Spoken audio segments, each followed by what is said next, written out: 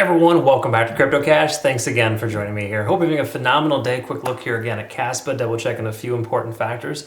We're going to see kind of where we're at here if we're going to be able to hit our second profit target for our current KAS trade that's open. I think it's right there at about 1634. Okay, so not too far off from that. Again, congrats on those who've secured profits already. This coin has wavered a lot from top to bottom, significant pullback down to that lower level there. So we're going to discuss that and a few other things. So just want to say thank you to my community members for some awesome feedback. Really appreciate again, I'm glad the signals are working well for you, and I'm really happy that the videos are also good too, because I do have Trading Academy community and signals group in our Discord.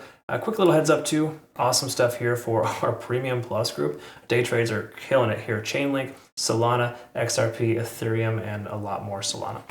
We also have a nice long position there open with Bitcoin, 30% up from our long from 59,000 and a 70% short from, 67,000 to 59.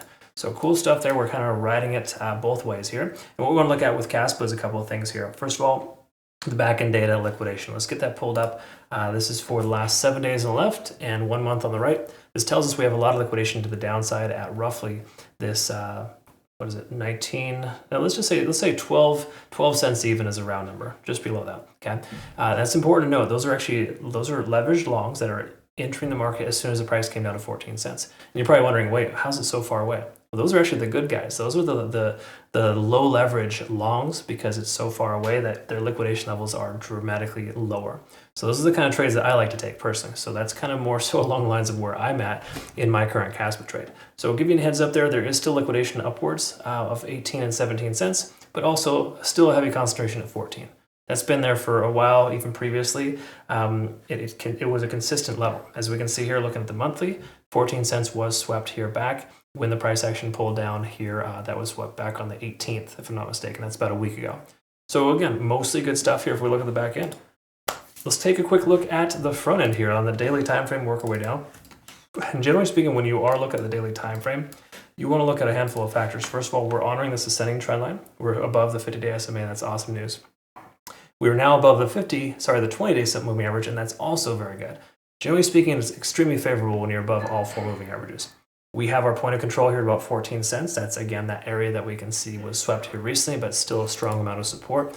We're over 50 on the RSI once more. MACD is converging. There's a lot of reasons why a long position is much more sensible than taking a short right now. I know a lot of people, they see like an overextended coin. They're like, I'm going to short this because it's up really high. That's probably the worst thing you could do, because cryptocurrency has a tendency of really destroying you in either direction. And at this point, as we can see, there's been a lot of ebbs and flows. All the more reason to use low leverage or position size. That's generally what we do as a community. Look at the 4-hour time frame. We're above all moving averages here, still very favorable. Our point of control over the last, how many days is this? This is roughly 2 weeks worth of trading, 15.5. Being above that level is extremely important, letting us know we have support and general favorability. We take a look at the 4-hour too. We're under 70 on the RSI, more room for growth. Money flow index increasing. People are buying this coin right now. And we also see MACD converging. Super awesome. These are all great things. We like to see that. Taking a look here quickly at TD sequential, we can see we are moderately overextended. We had a period of consolidation there at about that 16 cent mark. My speculation is we're going to see the price continue to go up further now that we've broken this most recent high and established it as a new low. Okay, that's generally a normal sign that you see in trading. Highs, local highs working as local lows, essentially support. So we should experience that being the case. The price does pull back. We can go ahead and kind of calibrate, but generally speaking at this point, since it hasn't pulled back yet, I'm not updating our Fibonacci retracement levels because it doesn't make a ton of sense. Why continue to chase, right? You want to adjust your Fibonacci retracement levels after daily candlesticks generally close. That's my favorable way of doing things at this point. Until we start to retrace, there's no reason to kind of consider that. But what I'm getting at here is this 0.786 fib level held like a champ at 15.6. That would be the case in point if the price pulls back, to likely honor that ascending trend and bounce off that level. Last thing we want to look at is the Ichimoku cloud. We've got green lights here across the board. Absolutely zero reason to consider shorting this coin. Do not do it. It doesn't make any sense. Okay? Get on board with taking a long position. Do you jump in right now? Maybe, maybe not. I mean, we do have a nice little retest there of the previous resistance turn support, so there's a distinct probability the price goes up.